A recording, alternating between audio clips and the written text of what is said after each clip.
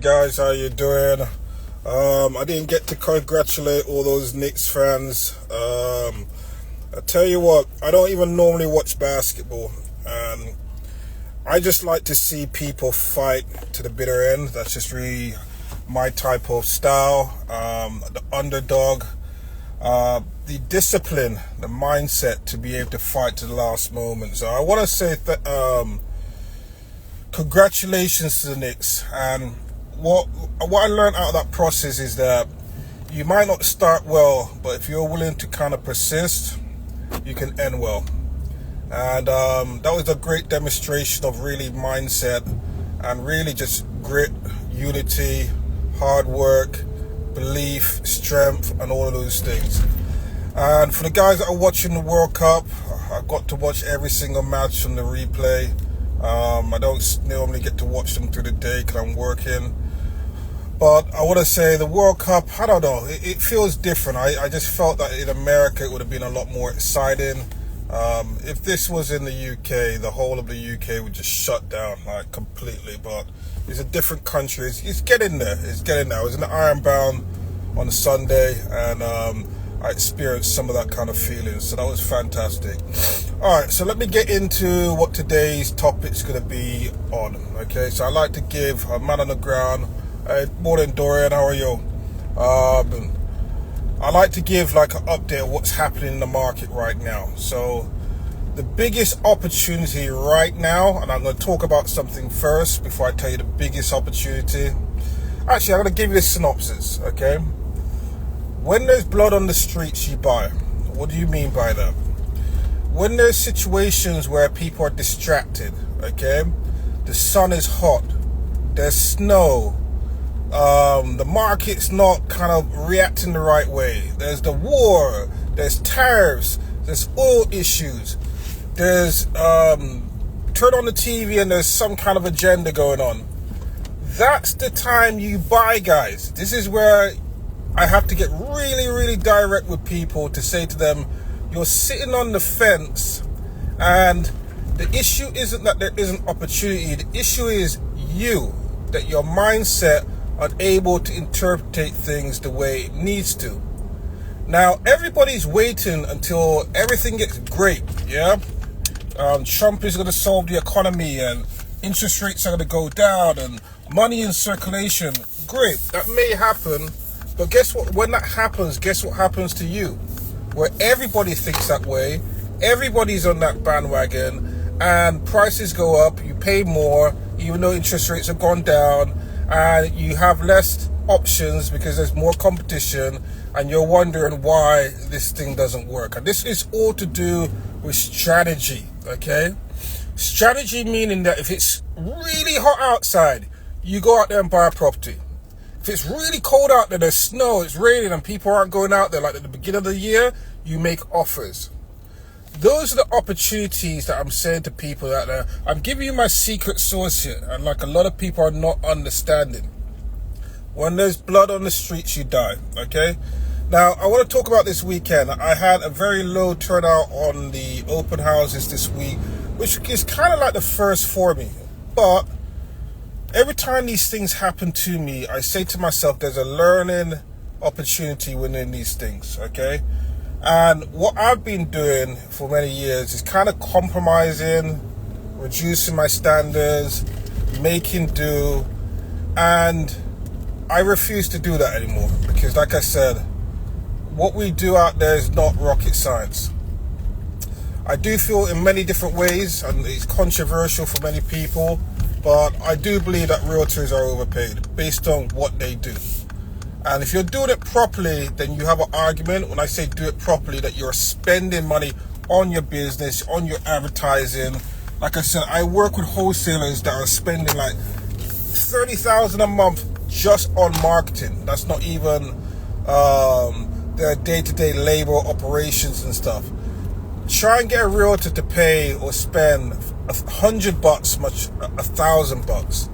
They don't see it as a business, okay? And that's the reason why I believe that we're doing a disservice to the public. But AI is going to, or has been changing a lot of things where buyers and sellers do not need us as much, and our roles and responsibilities are going to change even more as we go along if you don't present value. Okay, so over the weekend had a low turnout. For the first time in a long time, I've asked individuals, and I hope they're watching this, okay, because I will say things to you that your broker won't say to you. That's the advantage of being a peer. I realize the mindset towards what an open house is absolutely wrong. Things have changed since COVID, where we've had a lot of what I call COVID agents, okay, where they join the industry when you could just open a door, write a contract, and you get paid, okay. A lot of those agents are now, 50% of them are out of the business, okay. Some are hanging on, some are in the 9 to 5. Good morning, guys. Some are in the 9 to 5. And what I'm explaining to you is that there's opportunities out there if you have the right mindset. So open houses are for everybody, but the person that is hosting the open house, you have to see it like you are hosting a party. Your responsibility is to be the light, the beacon of wherever you drop. Everybody and anyone that needs any form of professional help in regards to real estate, that is you. Now, if you're a buyer, because I want to give you different kind of ways, if you are like different capacities of how people should benefit. If you are a buyer, you should be going to open houses before you even get pre-approved. It doesn't cost you anything to learn. It doesn't cost you anything to get yourself in the right mindset. It doesn't cost you anything to go to open houses and meet the different types of agents hosting the open house to see who you want to work with. You are there as an undercover person interviewing people to see who's going to help you win. Not all agents are the same. Not all doctors are the same. Not all accountants are the same. So when you have the mindset that you're going to make one of the biggest investments in the world, and you just decided to go with a friend that your family relative recommended, not because they've done any transactions, just because they got a real estate license, you're just going to go with them with the most expensive investment that you'll make in your life. You're just going to go with it to buy or sell your house. How does that sound to you at the moment? Because if I were going to do open heart surgery, would I call a mechanic to do that? Or someone in social media to do that? Who you get represented by matters, guys. And what it is, the buyers are not taking responsibility. The investors are even worse. They're just lazy. And that's why I'm very direct with the investors. I am an investor for over 20-something years. There'll be never a time as an investor that I am going to depend on a realtor to run my investment business. But you have individuals that, because they get a pre-approval from a bank, or they may have some cash, they got some cash, but cash is different to everyone depending on how you acquire the cash. Did you save for it? Did you get it through family relatives? Everyone's got a different kind of relationship with cash. So if you worked your last 20 years for that cash, you may not be willing to make that offer in the house because it's your nest egg. So you're trying to get something for like 20 cents on the dollar when that's not going to exist for you. I'm just going to say that for you very candidly. Because to get those types of opportunities, you have to spend money on yourself, educating yourself. Any person that's listening to me right now, could I come and just get up one day and just do your job? It takes training, and this is where a lot of people are lacking, that they're not invested in their self, not invested in their mindset before they go and make the biggest investment, and they expect the outcome to be a good thing, which is really, really, really bad, okay? Now, sellers, if you see an open house sign be put up in your area, you should be the first one out there. I want to know what my values are and how I'm protected or not protected. I want to know, because my asset or where I live, I want to make sure it's protected. So you want to go and see what's going on, so you know what's going on with your house. You might say, well, no, Darrell, I'm not selling my house anytime now in the next 15 years. You need to know. You need to know, similar to when people got politics or political things happening in your area, you need to know what's going on with the market. Morning, guys. I'm Michael. So what I'm just going through is giving different dimensions of why anybody and everybody should be attending open houses is in your best interest. And I broke it down for you for a buyer, a seller, an agent, a renter. It's all the same thing. It's in your best interest to learn what's going on out there. Now, back to the host. The mindset of the people hosting open houses are completely wrong. They think it's about the house, when it's not. It's about you servicing the community that you're in, okay? What I mean by that is that anywhere I do an open house, everyone and their cat and dog is going to know who I am, why I'm here, what I can do for you today or the next 12 months. And if you're not planning to do anything in the next 5 years, I'm your guy. So what it is that I see people doing open houses, and I'll express even with my guys that did open houses this weekend, if you're going to spend the energy and turn up and do an open house for 2 hours, the preparation that you make before the open house dictates what your outcome is going to be if you run a data-driven company. I've been teaching agents for years in regards to what needs to be done beforehand, the steps for you to self-generate at least 13 people at your open house without the public, without the individuals, 13 people that are being booked in. And when I had my team, on average they would hit about 6 to 8, but 13 is the basic key denominator in regards to people. So let me just give you some quick hints, okay? Not going to give away my secrets, okay? This year is different. What it is, I realize that people don't respect what they don't pay for.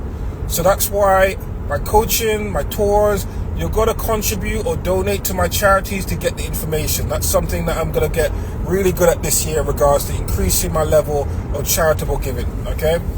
So number one, if you have a house, guess what? Everybody around you owns a house around you. Many areas are rental areas. Even better, you get the renter and I'm going to talk to you about the conversation you have when you knock on the door. So you get two business. You get the rental business, you get the landlord business. So what it is that everyone is completely nosy, wants to know what's going on. If I stand beside a for sale sign for 10 minutes, someone is coming to talk to me and ask me a question. Agents don't understand that. When I'm doing buyer appointments, I get to every appointment at least 24 minutes before the appointment. I'm canvassing the area. It's not my listing, but I'm making sure that everyone on that street knows basically this is for sale. And also, I know that the listing agents are not no listing agent is not canvassing the area. Now things are slightly different in regards to compliance. So I got my compliance paperwork right there to say, hey, I need you to complete this and sign this in order for me to let you in. And then every car that drives past and I meet two eyes with you, I'm waving at them. Come on in. So if you do an open house and you are inside of the open house, you are incompetent. I'm there for 2 hours. So what it is, as I stand outside, my job, everybody and anybody that walks, drives by, and sometimes you're on dead streets, so nothing's really happening at your open house. So while that's happening, I'm walking up down the street, which I should have done that 2 hours before, hour before, still knocking. Hey, how are you? I just want to introduce myself. I'm over here doing an open house. Have you got any friends and family that want to move into the area? Of course they do. So research this strategy where, and I'm giving away my secret again. These real estate tours that you've seen me do for years, don't tell anyone. They've been a walking open house.